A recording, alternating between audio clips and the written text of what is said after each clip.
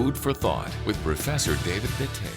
Have you ever thought the kind of things our policemen and policewomen have to see, experience, hear, interact with on a daily basis? I remember one time going to the police station because there was a matter we were following up on, and just being there at the police station and hearing conversations, I thought to myself, these people have a full day and most of it is filled with news that is not so good. Somebody has stolen somewhere. Somebody has been hit by a car. Somebody has stolen and the mob have descended on him. So many things at random happening all the time, things they have to deal with, and they have to offer solutions and they have to offer protection to the common mwananchi. But sometimes we rarely think about them and what they go through. Hence, this discussion today on police and mental health awareness. Professor Ndete, how are you doing? I'm doing good. Thank you for allowing us to come to your office again. All the time, most welcome. I think this is a very important conversation that we're about to have. I think it's a very, very important conversation. Mm-hmm. What the police, or shall we say, those people who are armed, they are a very special group in any society, anywhere in the world. This could be the military, it could be people working in the prisons, it could be people working with the forests, and, with national parks, our national parks. It could be people working in the prisons. Okay. Anybody who is employed by the public, that is employed by you and I, we taxpayers, of which we are extremely proud to be taxpayers. And we give them guns or whatever for special purposes. These people, anywhere in the world, are very important people. The study on the psychological effects of people involved in the military started as recent as 1980s. Wow. We are talking about basically 40 years ago. And it was about soldiers who had come from wars in Korea, those parts of the world, and then they went back to the United States.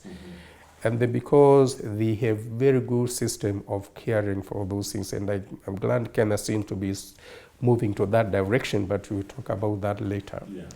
They realized that these people were having special psychological problems which were related to the work that they were doing in the kind of involvement war over there. And it was and this was not done by psychiatrists, this was observed by psychologists. Okay.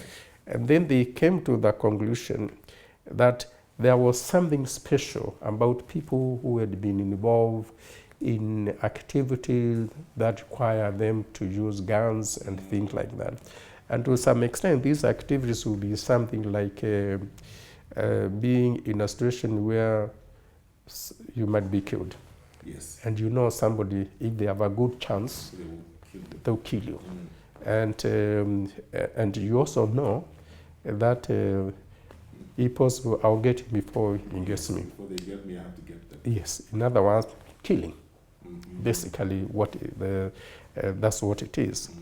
And they studied, that's when they started talking about post-traumatic stress disorder.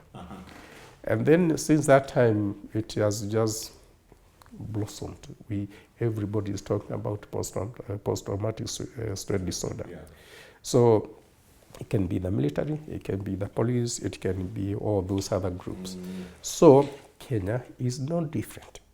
We are all human beings. And we react more or less the same to given circumstances. The difference might be what resources we have to address those issues. And I hope this is what we'll be able to address in the Kenyan situation. You know, when we talk about the military, maybe they've gone out to war, somebody would expect, okay, because they've been in the line of fire, they've killed people, they've seen people being killed because war is going on, people may probably understand. But when I think about the police, you know, who we interact with on a daily basis, Yes. what is it about the nature of their work Yes. that would cause them to be probably at a higher risk than the normal Mwananchi Yes. to Yes. deal with mental health issues? Yeah, I gave you that illustration just to illustrate that we are the same. Yes. Even in American, where they carry guns. Yeah. But here, when we are talking about the police, yes, they get involved in, as it were, in combat. Let me not call it combat, but in some kind of activity where they are dealing with thugs. And they know those thugs, if they have the chance, they will kill them. And at that point of time, when they feel that they are threatened and that there is a possibility that the thugs will get at them, then they shoot back. So if they go into that situation knowing very well they may kill somebody or they may get killed. And if the people shoot at them, they either get killed, of course, then there will be no post-traumatic stress disorder. But many of them survive. And the memory of what happened still lingers in their minds and it can go on for a long time. In other words, they are the ones who develop post-traumatic stress disorder. Yeah. They may not themselves have been involved in the actual activity, but their colleagues who work with them, they empathize with them, they see what is happening, they visit them in the hospitals, they attend funerals for them. There is something we call vicarious trauma. Vicarious trauma is, you see, trauma happen to somebody you know very well, or you are close to him, and that trauma, even though you are not actively involved in the process, it will affect you. We call it vicarious trauma. Now, apart from the situation where you use bullets or you carry guns, there are very many other situations for the police. So, either way, either directly or through vicarious trauma, they get involved. And if you, or rather they get affected, and if you think of the number of policemen, policewomen who get exposed to this in a very, very special way, the way I have described, it's not surprising that the levels of trauma in the police in general, although I must admit I am a scientist, I do not quote statistics which I do not have, but we can speculate on the basis of what I have described, that they have high levels of post-traumatic stress disorder by virtue of what they go through in the course of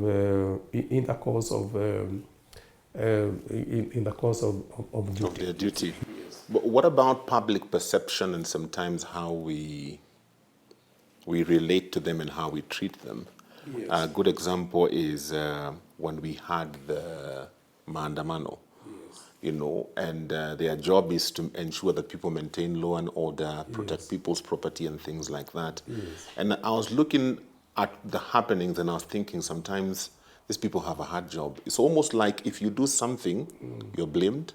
If you don't do something, you're blamed.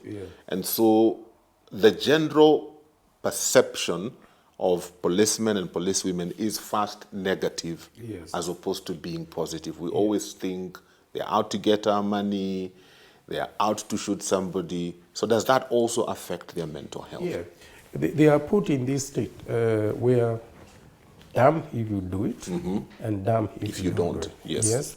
And they internalize that because according to their way of doing things, they just keep quiet and they leave it to somebody else to do those things, to talk on their behalf. And sometimes they are just abused, called names. Yes. The problem is we may not appreciate the difficulties that they are going through. And we just keep on blaming them. The Yes. fact is they experience a lot of psychological problems and hardships, which they may not be able to articulate. And you know what? They may not even know what is happening with them. Oh. They may not even know. Because people with mental illness, and I see a lot of it here, and I'm sure many doctors see it that way, they may only present with the physical symptoms. And they go to see a doctor because they have a headache or they have Yes. stomach upset. Yes. And are you suffering from anything else? No, doctor, my headache, stir my stomach, stir whatever, and or cure my physical injuries, which we should be doing. Yeah. But they don't know that on top of this, there are other problems that are occurring in them, and those problems need attention, and they don't know. Okay. So at the end of the day, is that we must talk about the symptom that they might experience as PTSD and the related symptoms, psychiatric disorders, because PTSD comes with its own classification, but in addition to that, the also other psychological complications, and mind you, also physical complications. So I think we say knowledge is power. Yeah. Let the police know what they might be going through, even they don't know. And you know, the people who may say something is happening to my dad, something is happening to my brother, something is happening to my husband, Yeah. something is happening to my wife. The people who get traumatized more than anybody else are the family members. The family members. Yeah. Oh, okay. And they just don't know what is happening with their loved ones.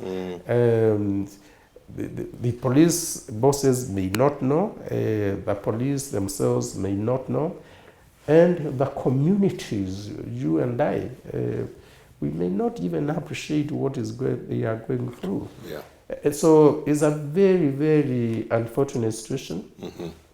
It is a situation that is not sustainable, and we as a country should do something very akin to what is already happening in other countries. And I think one of the things they should include, this my suggestion is up to them, I cannot make a suggestion, is to make mental health awareness in the police very important.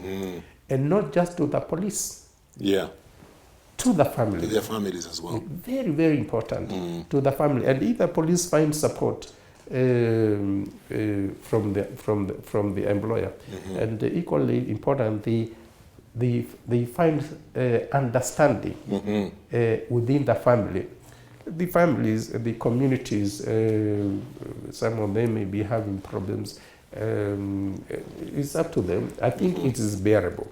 Okay. But all of us, as much as possible, we should understand what they are going through, and that they are a very vulnerable group to trauma, to psychological problems, and we need them. Unfortunately, we've run out of time, but we are not yet done with this conversation. Make sure you tune in next week or go onto our YouTube page. Look for Family Media on YouTube. You'll be able to find not just this, but many other conversations we've had with Professor Ndete on mental health issues. Until the next episode, have a great day and God bless you. Food for Thought with Professor David Ndete.